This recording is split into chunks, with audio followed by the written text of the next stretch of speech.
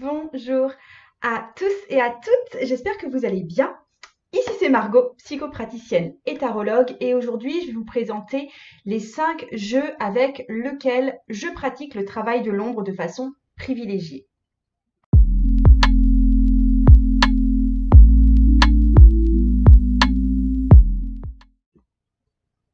Alors avant toute chose, je vais quand même me présenter. Donc comme je viens de vous le dire, je suis psychopraticienne, je suis tarologue, et en fait vraiment mon travail, c'est quand je travaille avec une personne, déjà, la première étape pour moi, c'est de définir ce que la personne veut vraiment et ce qu'elle ignore souvent elle-même.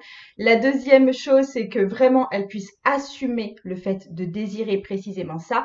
Ensuite, elle va pouvoir l'affirmer dans sa vie. Et pour finir, le but, c'est de faire bouger sa vie autour de ce truc qui doit changer. Elle sait que ça doit changer.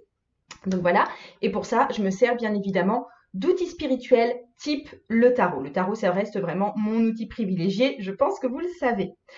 Donc si je fais cette vidéo aujourd'hui, c'est parce que j'ai vu tout dernièrement la dernière, je crois, vidéo de Fables Den, que j'aime beaucoup, beaucoup, beaucoup, et qui invitait à ce que chaque tarologue puisse montrer les 5 jeux avec lesquels elle pratiquait pour elle-même le travail de l'ombre. Et en fait, ça me paraissait une super idée.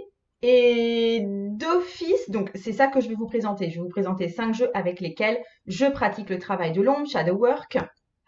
Euh, mais le souci qui s'est tout de suite posé à moi, c'est que en fait, je fais pas grand-chose d'autre avec mes tarots que du travail de l'ombre. Donc j'étais en mode, mais en fait, ils me servent tous, absolument tous, pour le travail de l'ombre. Mais du coup, je vais vraiment pointer ce qui me paraissent importants pour moi dans cette démarche de façon très très privilégiée.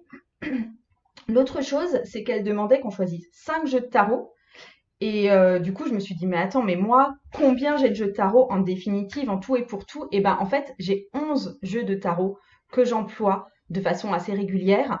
Euh, du coup, ça faisait presque la moitié, en fait, que j'allais vous présenter là. J'ai en plus le tarot de Marseille que j'utilise comme référence, que je n'utilise pas de façon régulière. Et j'ai en plus 2 oracles, mais là, je vais vraiment me concentrer sur les tarots. Et puis de toute manière, effectivement, comme vous le savez sans doute, j'utilise vraiment, vraiment au compte-gouttes les oracles. Mais bref, je vais quand même vous présenter les 5 jeux qui, selon moi, me servent vraiment à mon travail de l'ombre. Donc déjà, le jeu que je vous ai présenté dans ma toute dernière vidéo, c'est The Witch's Insurrection, qui est quand même un jeu que j'utilise là, du coup, ces temps-ci pour mon travail de l'ombre et qui est dans dans une démarche déjà assez sombre, dans la remise en question, dans le fait de choisir nos propres luttes. Et ce qui m'amène à travailler mon ombre avec ce tarot-là, c'est l'aspect dénudé. Les femmes sont toujours nues. Alors, il y a des fois c'est sexuel et d'autres fois, mais c'est carrément pas sexuel du tout. Je veux dire, effectivement, quand on voit celle-là, elle n'est pas dans une sexualité, c'est pas une carte qui va parler d'érotisme. Euh, mais le fait d'être très à nu comme ça me permet, moi, de me voir comme étant dépouillée, comme étant sans artifice. Et du coup, je peux peut-être plus entrer rapidement en contact avec les messages du tarot, les laisser me traverser et me dire, ouais, maintenant, si on laisse tout le fatras, tout ce qui m'entoure, tout ce qui décore de côté, qu'est-ce qui reste? Qu'est-ce qui est à la racine? Qu'est-ce que je pense au fond? Qu'est-ce qui résonne tout au fond?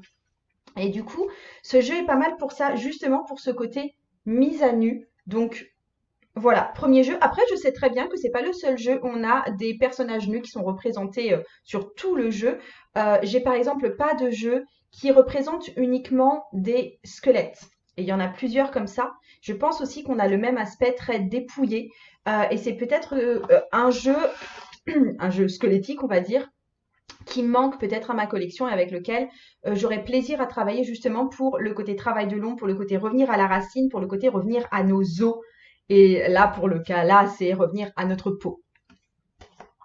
Le deuxième jeu que je voulais vous présenter, avec lequel j'ai longuement, longuement cheminé le mois dernier et c'est un vrai, vrai coup de cœur, je pense, pour mon année 2019, c'est The Urban Tarot.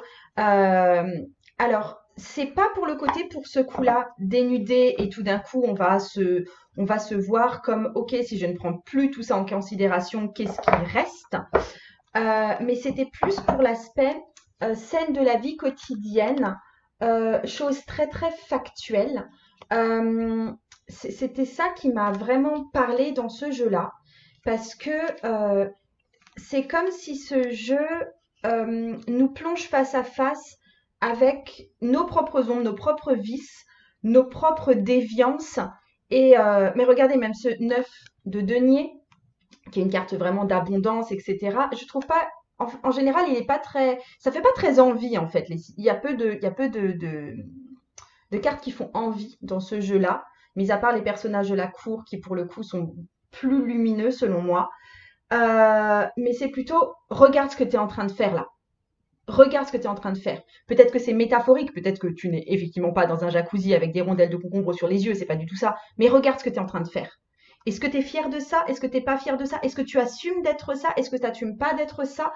Et du coup, je trouvais que ce jeu était vraiment du sans concession. Regarde ce que tu es en train de faire. Tu es en train de faire la guéguerre.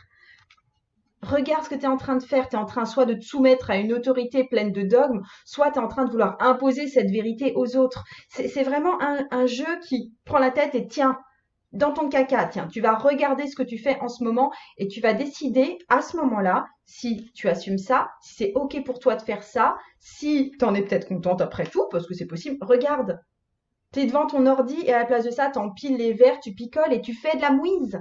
C'est, c'est, c'est vraiment un jeu qui nous replonge au cœur de situations hyper quotidiennes, hyper prosaïques et du coup hyper urbaines aussi, mais qui sont des super métaphores de ce qu'on peut peut-être vivre intérieurement ou dans notre vie quotidienne, même si ça correspond effectivement pas tel que aux scènes qui sont représentées. Par exemple, cette carte m'a régulièrement parlé, le 5 d'épée. Pourtant, je suis absolument pas une joueuse de cartes au sens poker du mot.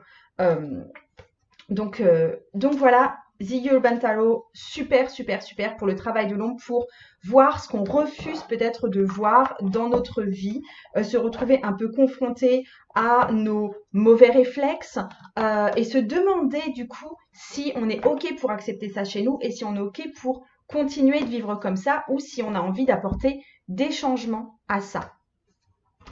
Troisième, je le prends dans l'ordre je fais du moins évident au plus évident pour moi, en fait, selon ma préférence.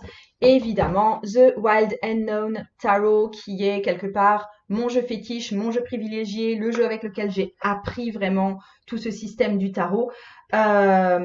Vous êtes peut-être étonné si vous me connaissez un peu de ne pas le voir arriver en tête de liste, mais non, il n'arrive pas en tête de liste. Il est quand même dans une énergie relativement sombre. Donc pour moi, ça se prête super bien au travail de l'ombre et là aussi aborder peut-être le côté sombre des choses. Mais je pense pas que le travail de l'ombre, c'est juste aborder le côté sombre des choses. Mais déjà, le fait que les cartes soient un peu noires, qu'il y ait une énergie très souterraine comme ça, je pense que ça nous met déjà dans une prédisposition d'être prêt à accepter justement des messages un peu plus dérangeants que si le tarot était très gai, très lumineux, très fluo, très voilà. Et du coup, ça nous met dans cette énergie. Euh, donc voilà, qui est un jeu assez, il y a une énergie assez automnale ou hivernale dans ce jeu, même plus hivernale qu'automnale en fait, c'est plus ça. Et la raison pour laquelle moi personnellement, il me permet vraiment de cheminer dans mon ombre, c'est le fait que que ce soit mon jeu de prédilection, que ce soit le jeu avec lequel j'ai appris les bases. Et c'est comme à chaque fois je le reprends, c'est allez, on revient aux bases, on revient au connu aussi. Et du coup, ça me permet quelque chose de plus instinctif, de plus immédiat. Mais ça, c'est vraiment pour moi. Je pense que si vous achetez ce jeu maintenant, ça ne résonnera pas du tout de cette façon-là pour vous, parce que ce ne sera pas votre base, ce jeu-là. Mais voilà ce que je voulais vous montrer. Avant de passer aux deux derniers jeux, donc les préférés pour le travail de l'ombre que je voulais vous montrer, je voulais quand même vous parler de ce que je fais en ce moment. Je suis en train de refaire absolument tous mes cours de tarot. Ils vont être honnêtement plus propres. et ils vont être aussi plus, enfin, je refais les vidéos, ce sera plus pointu, ce sera vraiment mis à jour. Les PDF vont être mis à jour aussi. Et du coup, là, je ne laisse plus que pour quelques temps mes cours de tarot à l'ancien tarif. Après, il y aura une revalorisation du tarif. Donc là, c'est aussi le moment de vous inscrire. Et sinon, j'ai ouvert, ça me fait trop plaisir, pendant 2 semaines, j'ouvre la possibilité de reprendre des lectures de tarot avec moi, chose que je ne fais pas d'habitude. Je laisse pas en permanence euh, ouverte la possibilité de prendre des lectures de tarot avec moi. Donc là, j'avoue que, j'ai déjà commencé, j'avoue que je m'éclate à vous livrer ces lectures de tarot qui sont vraiment dans cette énergie d'automne, qui sont vraiment dans cette énergie de shadow work, de travail de l'ombre. Et donc voilà, je vous mets de toute façon les liens en dessous si vous êtes intéressés. Donc à très très très vite si je vous revois justement pour ce type de service. Et je poursuis. Je pense que ce sera sans surprise les 2 derniers pour vous. Mon numéro 2, mon top 2, c'est The Mary L. Tarot. Parce que, attendez, je vais vous montrer les cartes. Parce que déjà la boîte, rien que la boîte est formidable, formidable, formidable. Alors attendez, par contre le jeu il est chiant à sortir de la boîte. Voilà. D'habitude je les ai dans un petit pochon, mais là j'ai pris la boîte avec moi parce que je voulais vous montrer la boîte absolument. Donc je sais qu'il y a beaucoup de gens qui ont remanipulé ce jeu. Je pense qu'il y a une autre version qui est sans les gros bords noirs parce que honnêtement, les cartes sont très très larges et enfin, c'est assez difficile à manipuler. C'est pas un jeu évident à manipuler du fait voilà, c'est des posters en fait que ce jeu est un jeu de posters. Mais en fait, c'est un jeu très en décalage par rapport aux imageries habituelles Rider-Waite-Smith et Thoth. Et en fait, ça nous pousse à nous poser du coup les questions qu'on se serait peut-être pas posées auparavant par rapport aux cartes en question qui arrivent. Il y en a même qui sont, enfin voilà, et à chaque fois on se remet dans la situation. C'est comme à chaque fois, c'était une mini claque qui nous refait retourner en arrière et revoir ce qu'on avait compris auparavant du tarot et des cartes de tarot qu'on a extrêmement l'habitude de voir, que c'est pas du tout. En général, c'est au bout d'un moment, quand on connaît bien le tarot, on reste quand même dans notre zone de confort avec les interprétations qu'on a l'habitude de voir. Et en fait, à chaque fois que je prends ce tarot, je trouve des nouvelles façons de lire le tarot en général. C'est vraiment quelque chose qui va à chaque fois assez profondément, elles sont toujours à l'envers les unes par rapport aux autres, ça va assez profondément me remuer, ça va assez profondément me remettre en question, ça va me faire voir des choses de moi que je n'avais vraiment pas perçues auparavant. Regardez ce 8 d'épée qui est vraiment différent des tous les autres 8 d'épée que je connais. Je trouve vraiment que c'est un jeu ovni, que c'est un jeu extraterrestre, que c'est un jeu hyper dans les symboles, dans les mythologies, dans les histoires bibliques, qu'elle mêle plusieurs traditions. Et je pense qu'à chaque fois, ça vient par rapport au travail de l'ombre qu'on fait au moment où on prend ce jeu, ça vient résonner aussi avec une forme d'inconscient collectif, mythique, sur d'autres générations aussi. En fait, je le sens vraiment résonner dans le temps, ce jeu-là. Et du coup, j'ai l'impression qu'avec ce jeu, je suis pas juste en train de travailler mon ombre, mais que je suis aussi en train de travailler mon ombre en lien avec les ombres vraiment collectives au sens très très large, au sens humanité. Et puis, il est beau. Il est juste super beau. Et le dernier jeu, et effectivement, comme je l'ai dit tout à l'heure, je pense que ce sera pas vraiment une surprise pour vous, c'est le Nicoletta Cecchioli Tarot, qui est franchement dérangeant pour ceux qui le connaissent et qui l'ont. Et je sais que vous êtes nombreux à me suivre et qui possédez ce tarot-là. Qui parle effectivement souvent enfin, c'est un jeu vraiment très très chouette pour contacter tout ce qu'on a pu avoir comme zone de naïveté, tout ce qu'on a eu comme blessure au niveau de notre enfant intérieur. S'il y a un jeu que je recommande pour travailler avec les 5 blessures de l'âme, hashtag Lise Bourbeau, c'est celui-ci. Et de se voir, là aussi on a un sens de la nudité, comme j'avais dit tout à l'heure pour The Witch's Insurrection. dans le sens où, alors on n'est pas mis à nu, il y a peu de cartes de nudité vraiment, mais le fait de ce retour en enfance, de ce retour à sa naïveté, de ce retour à ce premier regard qu'on avait sur les choses, euh, c'est très, effectivement, ça nous met face aux blessures qu'on a pu avoir et à ce qu'on est en train de résoudre également, avec le côté dérangeant aussi d'enfants propulsés dans un monde d'adultes, avec ce que ça comporte de très très dérangeant au niveau de la sexualité notamment. Ça vient vraiment taper aussi, je trouve, fort dans les ombres au niveau sexuel et corporel et parental aussi. Mais voilà, c'est vraiment un jeu qui vient remettre en question et qui vient refaire appel à du vieux, vieux, vieux vécu pour nous. C'est aussi un jeu, paradoxalement, qui fait un peu doudou parce qu'il nous replonge dans un monde d'enfance et de douceur et de regard un peu en retrait qu'on avait étant enfant et qui peut être réconfortant dans certaines images, dans certaines représentations, dans certaines façons qu'on pourrait avoir de se consoler ou de se réconforter ou de reprendre le pouvoir comme avec cette grande prêtresse. Mais je trouve que effectivement c'est un jeu biaisé, un jeu taquin, coquin qui vient chatouiller des blessures, des vieilles blessures et notamment des blessures d'enfance. Mais c'est aussi un jeu qui nous prend en charge, qui nous enveloppe, qui nous dit ça va aller et qui peut être dans une certaine mesure hyper réconfortant. Donc ça, c'est vraiment mon jeu numéro un.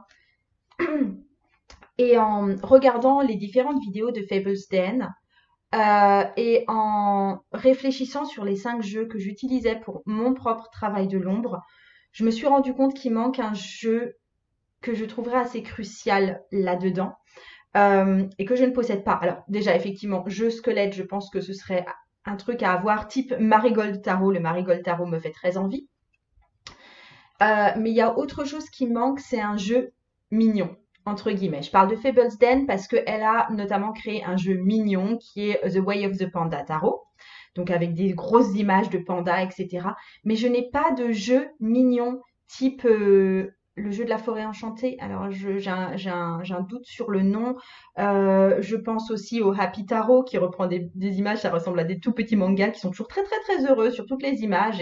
Et voilà, enfin un truc qui va toucher à quelque chose de ouais vraiment mignon, un truc qui est chouchou, un truc qui est un peu rose, le jeu de tarot des licornes, le jeu de tarot Hello Kitty, etc.